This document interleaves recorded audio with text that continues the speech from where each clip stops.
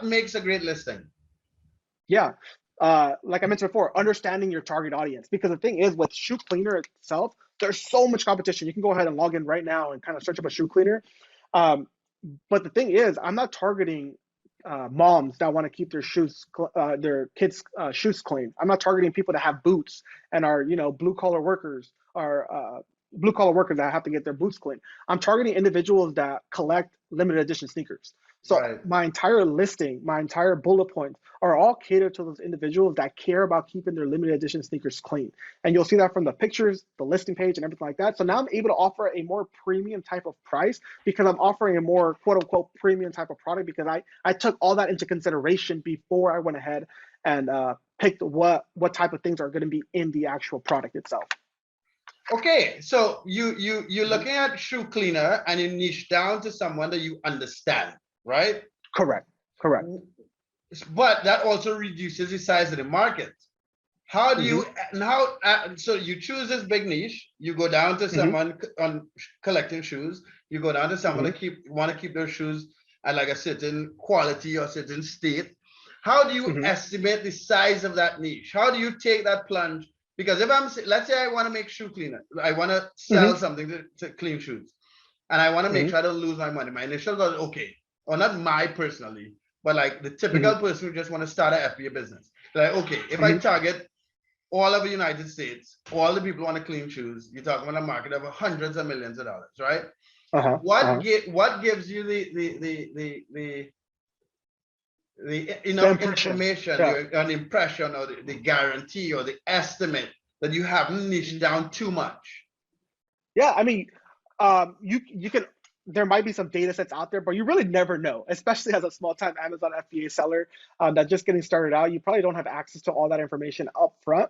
But that's why you test, right? Like the thing is that you never want to go to market with a perfect product, because that means you went to market too late. So, okay.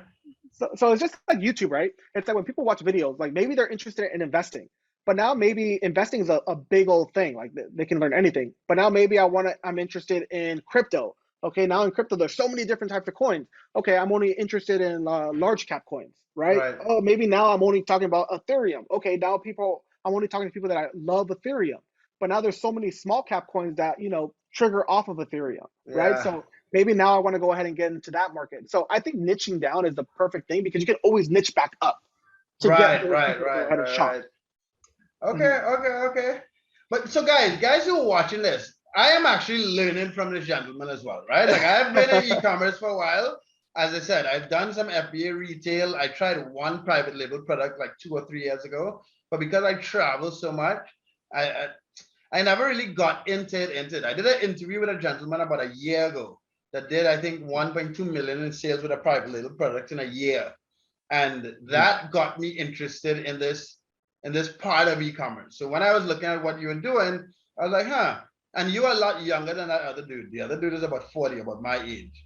So, and it's really, I think in the time that we live now, I think there's a huge opportunity for a lot of young people who come out of university that have good credit or have a desire to get into e-commerce, to get into this. So that's why I'm asking a lot of these specific questions. You know what I mean? So yeah, definitely. Do you think anyone could get it? I know this is a stupid question or obvious question, but do you think anyone could get into this, and who do you think should not get into this? If you're tight with your, like, if this is your last dollar you're putting into going ahead and investing into Amazon FBA, I don't think it's going to be for you. And the only reason why I say that is because people try out Amazon FBA, and then once they realize how expensive ads are, and once they realize that it's expensive to get product photography, maybe hiring someone to do listing optimization, just like me, I got into a lot of debt, and it was easier for me to at that point just say, hey, you know what, Amazon FBA is a scam, it's dead, it doesn't work. If I didn't believe in it. So if it's their last dollar, I don't think that Amazon FBA is for you, just because there's a lot of things that can happen that can literally shut down your entire Amazon FBA business. And even me having 5 products and making $1 million in revenue a year, I'm not oblivious to that fact that it could happen to my business as well. I'm not a big, $30 million a year type of Amazon FBA brand or anything like that. So that's one thing. If you're really tight with money and this is your last dollar that you have to your name and you want to go ahead and make Amazon FBA, and you think that overnight you're going to become an instant, making $10,000 every single month, I don't think that's for you. Right. Um,